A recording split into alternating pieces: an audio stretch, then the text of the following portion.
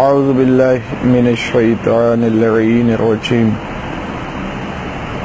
بسم اللہ الرحمن الرحیم الحمد للہ الذی سمک السماء وندب عبادہ علی الدعاء وجعلنا من المتمسکین بالکتاب والسنہ والمتمسکین بمنہاج الائمہ الذین اذهب اللہ عنہم الرجس وطہرہم تطہیرا اما بعد بسم اللہ الرحمن الرحیم وَإِذَا الْمَوْءُودَةُ سُئِلَتْ بِأَيِّ ذَنبٍ قُتِلَتْ۔ مومنین کرام، انتہائی اہم عنوان پہ گفتگو ہم کرنے جا رہے ہیں کہ جو اس وقت ایک معاشرے میں اس طرح پھیل چکی ہے یہ برائی کہ اس برائی کا تصور برائی کے طور پہ ختم ہو چکا ہے، اور وہ ہے ابارشن، کہ جس کی طرف لوگ متوجہ نہیں ہیں اور لوگ اس کو گناہ سمجھے بغیر اپنا حق سمجھ کے یہ کرتے جا رہے ہیں، جبکہ انہیں یہ سمجھ نہیں ہے کہ اللہ رب العزت نے اس کو جرم قرار دیا اور ایسا کرنے والے کو قاتل قرار دیا۔ پروردگار عالم قرآن حکیم میں فرماتا ہے وَإِذَا الْمَوْءُودَةُ سُئِلَتْ بِأَيِّ ذَنبٍ قُتِلَتْ، کہ جب نوزائیدہ بچوں سے بچیوں سے پیدا ہونے والے جو پیدا ہو چکے ہیں یا پیدا ہونے سے پہلے جو صلب پدر سے رحم مادر میں منتقل ہو چکے ہیں، ان سے پوچھا جائے گا بروز معاشر تمہیں کس بنا پہ قتل کیا گیا، وہ جرم کیا تھا کہ تمہیں قتل کر دیا گیا۔ اللہ رب العزت اس کو قتل کہہ رہا ہے، اور ہمارے معاشرے میں یہ برائی اس قدر پھیل چکی ہے کہ ہمارے لوگ اس کو برائی سمجھ نہیں رہے۔ گناہ سے بڑا جرم تب بنتا ہے، یعنی گناہ بڑے گناہ میں بدلتا تب ہے جب اس کو گناہ سمجھا ہی نہ جائے، اگرچہ یہ بذات خود گناہ کبیرہ ہے، لیکن اس سے بڑا جرم کیا ہے کہ جرم کو جرم ہی نہ سمجھا جائے، بلکہ گناہ کو پہلے حلال سمجھا جائے، پھر وہ گناہ کا ارتکاب کیا جائے۔ تو پروردگار عالم نے ہمیں جو وہ مذہب دیا جو لوح محفوظ والا مذہب ہے، جس کو اصلی شکل میں بچانے کے لیے محمد و آل محمد نے پھر اپنا کچھ نہیں بچایا۔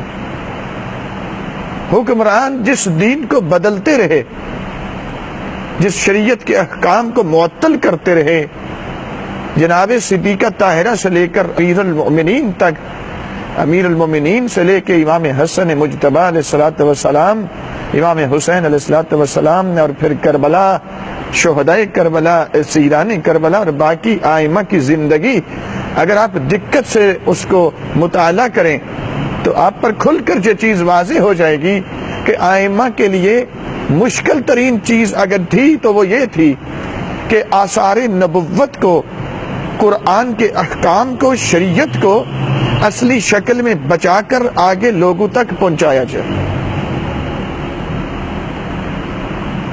لیکن چونکہ قوتیں حکومتوں کی شکل میں تھیں، بڑی طاقتیں صرف ہوئیں، حکومتیں صرف ہوئیں، دولت صرف کی گئی،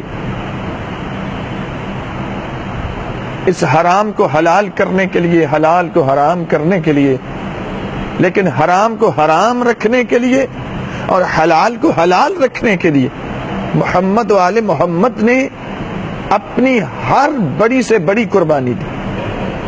تو یہاں پر ہم اس موضوع سے گفتگو کرنا چاہتے ہیں کہ بالخصوص کوئی شخص بھی ایسا کرے گا تو قاتل، معاشر کو قاتل بن کے اٹھے گا۔ اس لیے اللہ رب العزت نے اس کی دیت رکھی ہے کہ اگر چونکہ جب نطفہ شکم مادر میں منتقل ہوتا ہے تو ہر 40 دن کے بعد ایک نئی کیفیت میں بدل جاتا ہے۔ مثلا پہلے 40 دن میں اگر نطفہ ہے، رحم مادر میں منتقل ہوا، اور اگر اس کا اسقاط کروا دیا گیا تو ایسا نہیں ہے کہ ماں باپ بری و ذمہ ہوں گے۔ شریعت نے، فقہ محمد و آل محمد نے اس کی دیت مقرر کی، اور وہ دیت ہے 20 مسکال شرعی۔ اچھا، 20 مسکال، ظاہر ہے تھوڑا مسکال کو سمجھنے میں تھوڑی سی عام مومنین کے لیے مشکل ہو سکتی ہے، میں اس کو آسان کر دیتا ہوں کہ 2.5 مسکال اگر ملیں تو 1 تولہ سونا بنتا ہے۔ 2.5 مسکال 1 تولہ سونے کے برابر ہے، اور 20 مسکال شرعی سونا اگر پہلے 40 دن کے اندر نطفہ ہے تو اس کا اسقاط کروا دیا جائے تو اس کی دیت ہے۔ اگر ماں اپنی مرضی سے کروائے اسقاط تو اکیلی عورت پر واجب ہوگی دیت ادا کرنا، اور اگر باپ کرواتا ہے زبردستی تو باپ پر ہوگی، اور اگر دونوں ماں اور باپ مل کے کرواتے اسقاط اس نطفے کا تو پھر ان دونوں پر واجب ہوگی 20 مسکال شرعی سونا۔ 2.5 مسکال شرعی سونا ہو تو 1 تولہ سونے کے برابر ہے، یعنی صرف نطفے کے اسقاط پر 8 تولہ سونا، یہ دیت بن جائے گی۔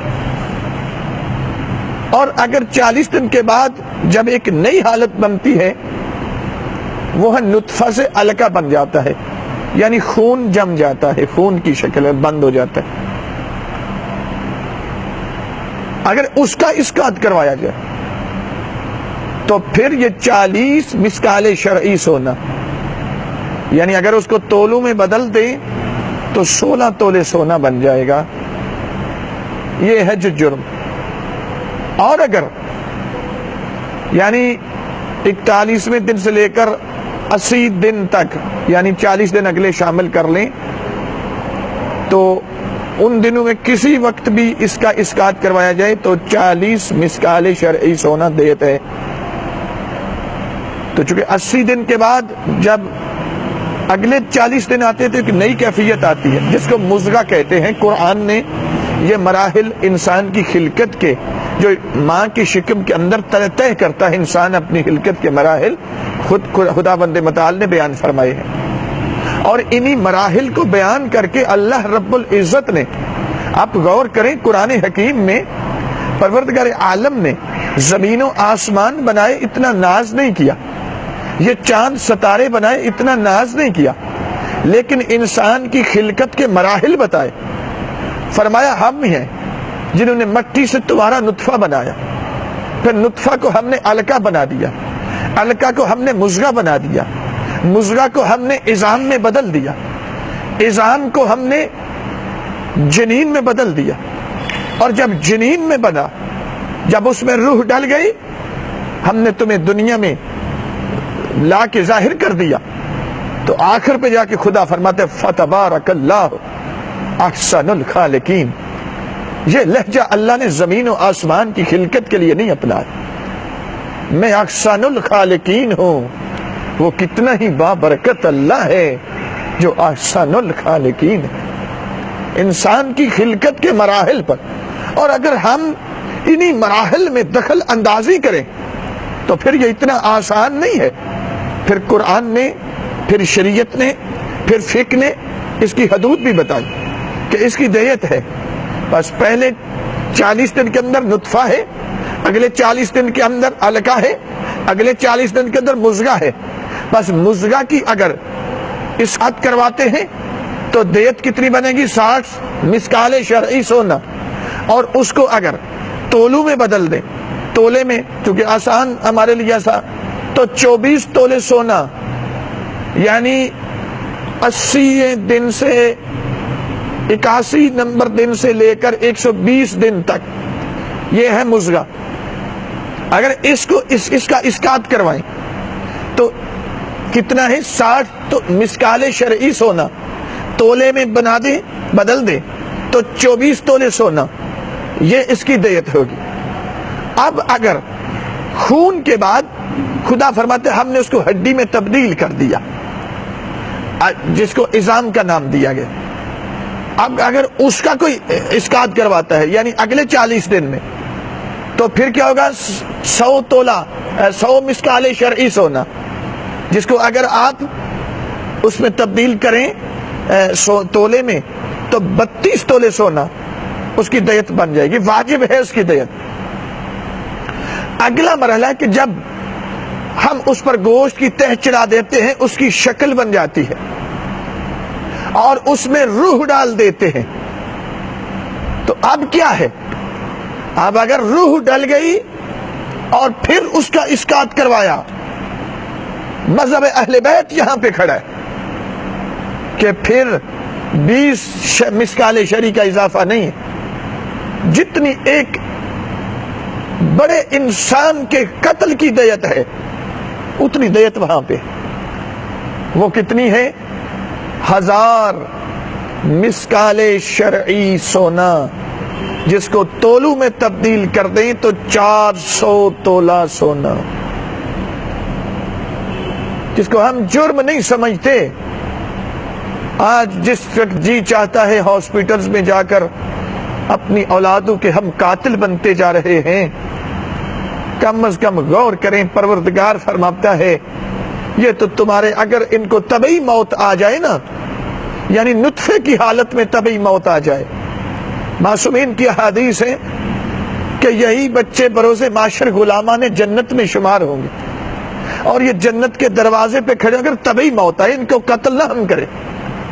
یعنی بچہ پیدا ہو چکا ہے، بالغ ہونے سے پہلے اس کی وفات ہو گئی، یا شکم مادر میں ہے، اس کو کسی ماں بیمار ہوگی، بچہ ماں کے پیٹ میں ختم ہو گیا کسی بھی حالت میں، تو روایات ہیں کہ وہ غلامان جنت میں اور جنت کے دروازے پہ بیٹھا ہوگا تو ہاتف غیبی سے آواز آئے گی تم کیوں نہیں جنت میں جا رہے؟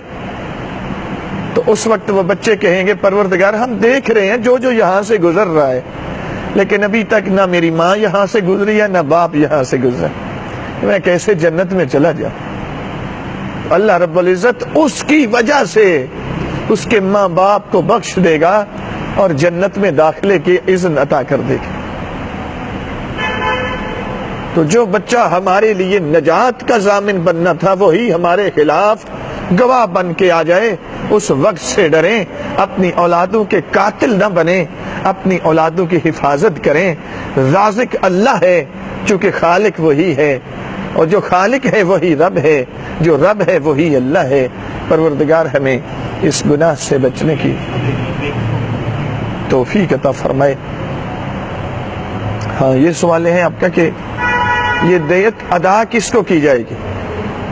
اس بچے کے وارث کو. اب اگر فرض کریں کہ وہ بچی ہے، آپ تو جدید ٹیکنالوجی ہے پتہ لگایا جا سکتا ہے، تو اس کی دیت ہاف ہوگی مرد کی نسبت، یعنی جتنا مذکر کی نسبت ہے مؤنث کی اس کی ہاف ہو جائے گی، اس کے وارث کو دی. فرض کریں ماں نے اکیلے کیا تو ماں پر دیت واجب ہے، باپ وارث ہے باپ کو دی جائے گی. اور اگر باپ نے کیا ہے تو پھر باقی وہ راس موجود ہوں گے، مثلا بچے کا کوئی دادا موجود ہے یا ان کے باقی رشتہ دار بھائی ہیں وہ وارث ہوں گے، بہنیں ہیں وہ وارث ہوں گی، پھر ان کو ادا کیا جائے گا، وہ راس کو دیا جائے گا. تو پھر باقی وہ راس کو دی جائے گی اس کا. وآخر دعوانا الحمدللہ رب العالمین.